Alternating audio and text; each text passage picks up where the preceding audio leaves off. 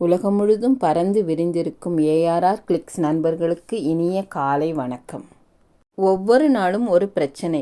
மனம் அமைதி கொள்ள ஒரு வழி சொல்லுங்களேன்.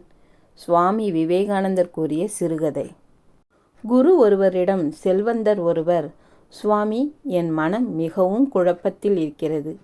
என் பணியாட்கள் கூட எனக்கு உண்மையாக இல்லை. என் மனைவி, பிள்ளைகள் உட்பட எல்லோருமே சுயநல கூட்டமாக உள்ளது.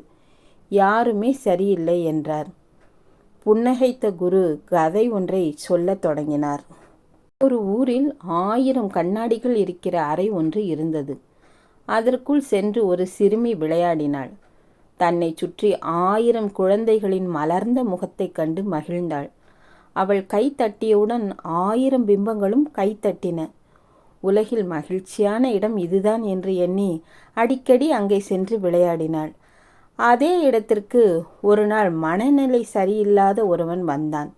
தன்னை சுற்றி 1000 கோபமான மனிதர்களை கண்டான். அச்சம் கொண்ட அவன் அந்த மனிதர்களை அடிக்க கை ஓங்கியவுடன் 1000 பிம்பங்களும் அவனை அடிக்க கை ஓங்கின. உலகிலேயே மோசமான இடம் இதுதான் என கூறி அங்கிருந்து வெளியேறினான். இந்த சமூகம்தான் அந்த 1000 கண்ணாடிகள் இருக்கிற அறை. நாம் எதை வெளிப்படுத்துகிறோமோ அதையே சமூகம் பிரதிபலிக்கிறது. உன் மனதை குழந்தையைப் போல் வைத்திரு. உலகம் உனக்கு சொர்க்கமாகும் என்றார் குரு. கதையை கேட்டு உங்கள் கருத்துக்களை கமெண்ட் செக்ஷனில் பதிவிடுங்கள்.